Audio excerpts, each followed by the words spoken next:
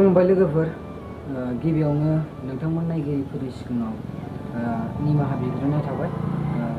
आं बे निमाहा बिनायनि खारनखौहाय नोंसिनो फोरमायगोन। दा नोंथांमोनाथ' भिडिअखौ नायनानै मोजां मोनदों ना गाज्रि मोनदों बेखौथ' आं मिथिला। जिखुनु नोंथांमोना कमेन्ट सेक्सनाव कमेन्ट खालामनानै फोरमायहरबानो जाबाय भिडिअआ माबायदि जादों। दा बे आं नोंथांमोनाव जे निमाहा बिदों, आं बेनि खारनखौ नोंथांमोननो फोरमायनो नागिरदों। दा आं नोंसिनाव आखाइ खबजबै निमाहा बियो, मानोना जोङो फुल भिडिअ होनो हायाखिसै।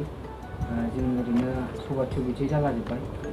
माने भिडिअआ जों फुल भिडिअ बानायदोंमोन आरो 5-6 मिनिटनि बानायदोंमोन।